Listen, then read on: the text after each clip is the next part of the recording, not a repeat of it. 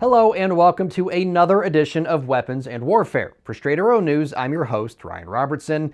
Just ahead on this week's episode, a new paper from a London-based professor is making some waves in the international intelligence community. We visit with one of the paper's authors, as well as a highly dubious former intelligence officer. Plus, we revisit a familiar company for our weapon of the week as Anduril turns to anime to launch the arrival of one of their newest products. But first, some headlines you may have missed. Ahead of his latest meeting with his Ukrainian counterpart, Volodymyr Zelensky, U.S. President Joe Biden announced $375 million in military aid to Ukraine, ensuring the country has the tools it needs to prevail in its fight against Russia. This includes the authorization of a Presidential Drawdown Authority package that will provide Ukraine additional capabilities to meet its most urgent needs. Here are some of the highlights. Ammunition for high-mobility artillery rocket systems, aka HIMARS, 155 and 105 millimeter artillery ammunition, tube-launched, optically tracked, wire-guided anti-tank missiles, also known as TOWs, Javelin and AT-4 anti-armor systems, and air-to-ground cruise missiles, just to name a few. This is the Biden administration's 66th tranche of equipment from DoD inventories for Ukraine since August of 2021. We stand with Ukraine, now and in the future. That starts on the battlefield. I'm determined to ensure that Ukraine has what it needs to prevail in its fight for its survival. Biden went on to say the U.S. will continue to work with some 50 allies and partners through the Ukraine Defense Contact Group and its associated capability coalitions to provide the support Ukraine needs to win the war. A new report by the DoD's Inspector General says the Navy's primary airborne battle manager, the E-2D Advanced Hawkeye, has been plagued by problems and the Navy lacks a plan to fix them. Known for the distinctive disc atop its fuselage, the Advanced Hawkeye primarily provides airborne early warning and control for carrier groups. Built by Northrop Grumman since 2007 and called the Digital Quarterback, the IG's report detailed that 62 of an eventual planned fleet of 80 E-2Ds do not meet the required performance capabilities because the Navy is not tracking problems found during operational testing. Among the problems not redacted in the report were locking issues with crew seats, obscured views of tracking screens, and a reference to, quote, "The radar is the aircraft's primary means to detect and track land and sea contacts." An admittedly odd thing to have to point out on an early warning and control aircraft. Among the Inspector General's recommendations, the Navy needs to develop a means to evaluate, track, and address all issues. To its credit, the Navy agreed and said plans would be in place by December 1st. While most Americans are at least familiar with the troop jumps into Normandy on D-Day ahead of the Allied invasion, less known is Operation Market Garden. A little more than 3 months later, the U.S. and Allied troops jumped into the Netherlands as part of a plan to liberate the Dutch. In honor of the operation's 80th anniversary, American troops once again made the leap, this time into a much friendlier reception. From the first day you're a paratrooper, you realize you're a part of an organization that remembers its history. And coming to events such as Market Garden is a perfect opportunity to tie the past to the present, to demonstrate and show the similarities that exist amongst paratroopers of all generations, and to remember the sacrifices of those that came before us. 35,000 paratroopers from the U.S. and 12 other NATO nations took part in a series of jumps watched by a small group of World War II veterans and some 60,000 spectators. The United States and its allies have enough conventional weapons and delivery systems to take out all of Russia and China's nuclear launch sites in about 2 hours, at least according to a pair of British researchers behind a newly published study titled Masters of the Air: Strategic Stability and Conventional Strikes. It's certainly a bold claim, so I reached out to Matt Shoemaker, a former U.S. intelligence officer, for some context. you have some pretty strong opinions. Like your background with Yeah. your intelligence background, like you were on the Russian desk. So when you see an article that says the U.S. can take out all of Russia and China's nukes in a couple of hours, accurate, inaccurate? What do you think? That is an extraordinary claim that requires extraordinary evidence to support that. And this particular report is not worth its weight at all, from what I can see. Shoemaker's assessment is based on his own experience. His day jobs as an intel officer included sitting on the Chinese Nuclear Forces desk and the Russia desk. When I see a report that claims that the United States and its allies can wipe out Chinese and Russian nuclear forces capabilities within 2 hours using conventional weaponry, the first question I have to ask is, who in the world is claiming this? That person would be Professor Dan Plesch, who, along with a colleague, authored the Masters of the Air study. Back in the 1960s, as a teenager, I was extremely interested, particularly with the nuclear threat, and was subscribing to the International Institute for Strategic Studies journals before I ever went to college. Plesch was involved in the UK's anti-nuclear campaign for years in the 1970s and 80s. He founded the British American Security Information Council, or BASIC, in 1985. It's a think tank working towards nuclear disarmament. Today, Plesch is a professor of diplomacy and strategy at SOAS University of London, where he spent a fair amount of energy raising awareness about the proliferation of conventional weapons. And some years ago, I wrote a piece for The Conversation because I felt rather frustrated about the way the debate was, which has had about 250,000 reads, I think, about a non-nuclear world war, how viable this was, because it seemed to me that conventional counterforce was really the missing link, the dog that did not bark, choose your cliche. Conventional counterforce is the military tactic of using conventional weapons to target an adversary's nuclear weapons. During the Cold War, counterforce was all about using nukes to stop nukes. Today, Plesch says the U.S. has more than enough capability to wipe out both Russia and China's nuclear arsenals without ever needing to use its own nukes. Plesch points to programs like Rapid Dragon, which uses cargo planes to launch pallets full of cruise missiles, or the dominance of stealth aircraft as proof of the West holding a decisive advantage over its adversaries.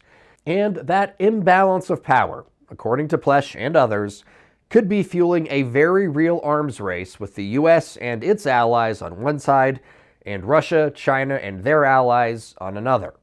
Plesch says while the intent of the West may be to deter adversaries, to China and Russia, the buildup in conventional weapons by the West is a direct threat to both Beijing and Moscow's strategic stability, essentially a misunderstanding of epic proportions.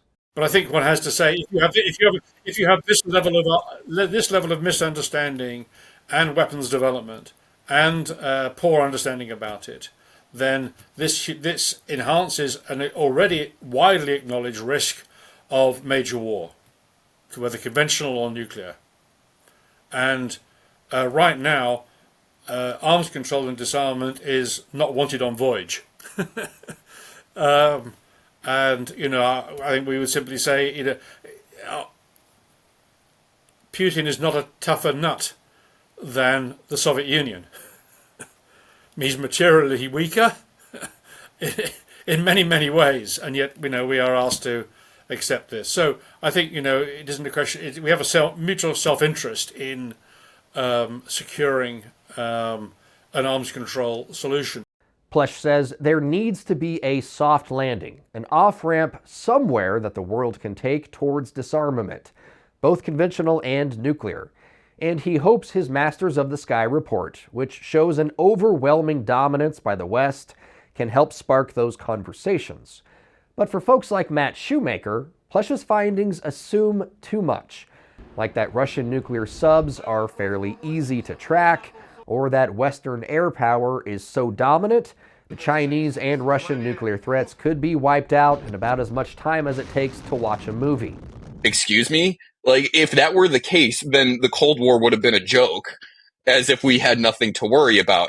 Shoemaker says just by examining how much time, energy, effort, and money both the Chinese and Russians are pouring into their nuclear programs, the only reasonable assumption to take is those programs are important, and the Chinese and Russians will do everything they can to protect them.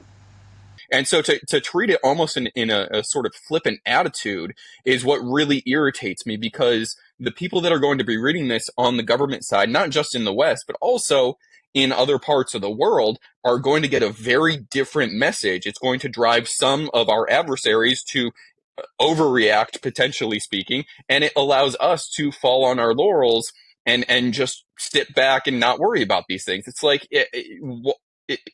why did you actually publish this if that's what you think? It's mind-blowing. It really is.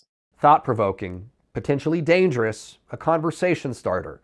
The Masters of the Air report is certainly a lot of things, and you can read it for yourself. We'll have a link to it in this story on our website, san.com/weaponsandwarfare. Serving you clarity through context, our mission at SAN is to deliver the news straight down the middle. We're different from mainstream media because we spotlight distorted headlines and show you how to do it too. Discover stories that right and left-leaning outlets are choosing not to cover by using our Media Mist tool. Download the SAN app and turn on notifications to have straight facts delivered right to your phone or tablet, and get straight facts anytime at san.com. Time now for our Weapon of the Week, a place where we usually feature some of the most advanced technology and hardware in the world. A place where we featured new concepts in warfighting, and recently something called Operation Hard Kill in western New York State. But never before have we featured the commercial for the weapon along with the weapon itself. But as with most things Anduril does, this is something a little different. That's right, they've gone full-on anime to introduce the Barracuda M family of cruise missiles. Set to a remix of the 1977 Hart classic Barracuda, not a shock, the video quickly takes you inside the world of Anduril being created, at least in part, by co-founder Palmer Luckey. After reading a headline detailing America's need for more missiles to deter China, the factory swings into action, mass-producing the Barracuda 100, Barracuda 250, and Barracuda 500. Jump to the close, and we see a stylized Barracuda graphic as a lone 250 flies through the frame, only to be followed seconds later by a swarm of 250s. Back in the real world, the Barracudas are making real headlines. Introduced in early September, Anduril is touting their simplicity and affordability, with claims the Barracudas are the most producible cruise missiles on the market today, taking 50% less time to make with 95% fewer tools and 50% fewer parts, all at a fraction of the cost. Among the most eye-catching claims is that a Barracuda cruise missile can be assembled in your garage with less than 10 tools. So here's the breakdown on each variant. Built for quick, short missions, the Barracuda 100 is lightweight and launchable from the ground and air. Next up, the Barracuda 250. This mid-size model balances range, speed, and payload capacity, and is capable of fitting in the weapons bay of fighter jets. Finally, the biggest big brother, the Barracuda 500, has a range of nearly 600 miles, can carry 100+ pounds of payload capacity, is capable of withstanding 5 Gs of maneuverability, and offers more than 120 minutes of loitering time. While there is no official government buyer just yet, Anduril is confident enough they have plans to build a new factory to build weapons and military systems faster and in larger quantities. Earlier this year, we introduced you to a small company with a big idea and big ambitions. Lumina, a Denver startup, has quietly been installing their mind gyms at more than a dozen Air Force bases across the U.S. and beyond. The 7-foot by 7-foot cubes utilize the elements of isolation, meditation, reflection, light, and sound to create an experience designed to build up mental fortitude. Since installing the first mind gym on Hill Air Force Base in Utah, Lumina worked with 9 different Air Force major commands, and now they're poised to make their biggest move yet. And that's the subject of this week's Comms Check. After successfully navigating the DoD's Small Business Innovation Research Program, commonly referred to as SBIR, and proving the mind gym's effectiveness one installation at a time, the team at Lumina secured their first command-wide buy of the mind gym. So convinced of the potential to help the nearly 31,000 airmen assigned to Global Strike Command, Top Boss General Thomas Boussier wants mind gyms to be available to the bases and units under the Strike Command umbrella. Lumina's contract manager, Jamie Rohn, says it's validation for all the work that's already been put into the project. So we did a number of installations, Travis, Little Rock, Hawaii, other Hill, started with Hill. But what the Global Strike Command contract actually marks is the first command-wide buy, which enables us to get our systems out in a single point. It's a 4-star level saying this is important, resiliency of our people is important, and it's now done and executed, codified in a contract, and we're going to be rolling that out over the next 60 to 90 days. Just as Lumina's business with the Air Force is growing, so too is the user experience inside the mind gym. Taking feedback and information learned from its initial iteration, Lumina advisor Dr. Janelle McCauley says users can expect an experience that leans into everything the team at Lumina learned since their work with the Air Force began.